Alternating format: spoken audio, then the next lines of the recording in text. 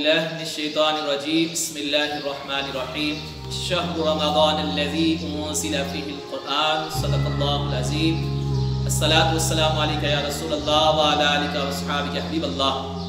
سامعین محترم، ماہ رمضان المبارک اپنی تمام تر عظمتوں، جلوتوں، رحمتوں کے ساتھ ہم پر سایہ فقط ہونے والا ہے۔ ماہ رمضان المبارک بڑی عظمتوں والا مہینہ ہے، رحمتوں والا، مغفرت والا، جہنم کی آگ سے آزادی والا مہینہ ہے۔ یہ وہ مہینہ ہے قرآن جس کے بارے میں فرماتا ہے کہ اس میں قرآن کو نازل کیا گیا۔ عزیزان من، حدیث طیبہ ماہ رمضان کی فضیلت اور برکت کے حوالے سے آج ہم سماعت کریں گے۔ صحیح بخاری، صحیح مسلم شریف کے اندر حدیث طیبہ ہے۔ میرے محبوب دو جہاں صلی اللہ علیہ وآلہ وسلم نے فرمایا کہ حضرت ابو ہریرہ فرماتے ہیں جب ماہ رمضان تشریف لاتا ہے تو آسمان کے دروازے کھول دیے جاتے ہیں۔ ایک حدیث طیبہ میں آیا کہ جنت کے دروازے کھول دیے جاتے ہیں۔ ایک روایت میں آیا کہ رحمت کے سارے دروازے کھول دیے جاتے ہیں اور جہنم کے دروازوں کو بند کر دیا جاتا ہے۔ سرکش جنات اور شیاطین کو بیڑیوں میں جکڑ دیا جاتا ہے، انہیں قید کر دیا جاتا ہے۔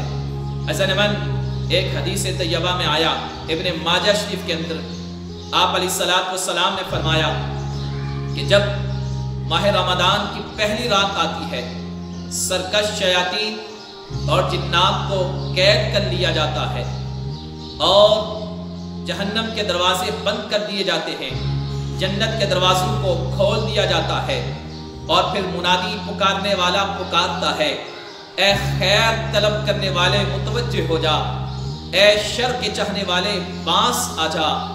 اور کچھ لوگ جہنم سے آزاد ہوتے ہیں اور یہ ہر رات عمل باقی ہوتا رہتا ہے کہ لوگوں کو جہنم سے آزاد کیا جاتا رہتا ہے۔ سامعین محترم، ذرا غور کیجئے اس حدیث طیبہ پر کہ ارشاد فرماتا ہے رب، اس رات میں اعلان ہوتا ہے، اے خیر کے چاہنے والے متوجہ ہو جا، آ اللہ کو راضی کر لے، عبادات کر لے، رب کو راضی کر لے۔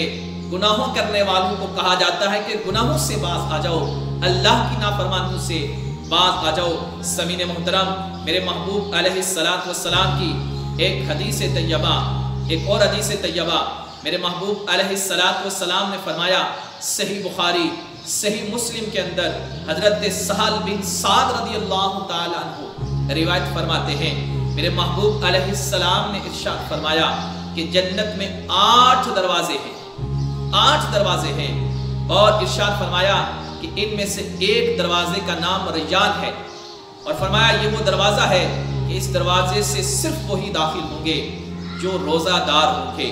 ایک اور حدیث طیبہ میں آیا کہ میرے محبوب علیہ السلام نے فرمایا کہ رب فرماتا ہے روزہ میرے لیے ہے اور میں اس کی جزا عطا کروں گا۔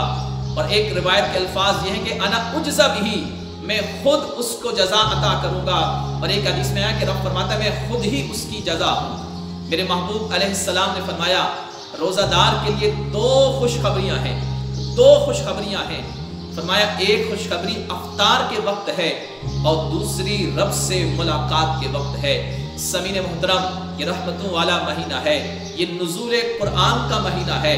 آئیے کثرت سے قرآن پاک کی تلاوت کیجئے، نیکیوں میں فاستبقوا الخیرات، بڑھ چڑھ کر نیکیوں میں حصہ لیجئے، نمازوں کی پابندیاں کیجئے، روزے کے آداب کو، ماہ رمضان کے آداب کو ملحوظ خاطر رکھیے، اور اس برکتوں والے مہینے میں رب سے گڑ گڑا کر دعائیں مانگیے، اپنے گناہوں کی مغفرت طلب کیجئے اور اپنے گناہوں پر نادم ہو کر اللہ کے حضور سرخرو ہونے کی کوشش کیجئے۔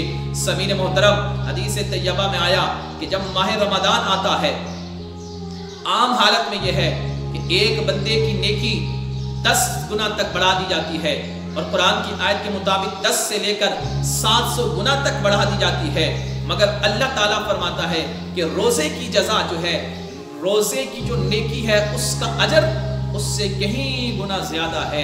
اللہ تعالیٰ ہمیں ماہ رمضان کی برکات سے مستفید ہونے کی توفیق عطا فرمائے۔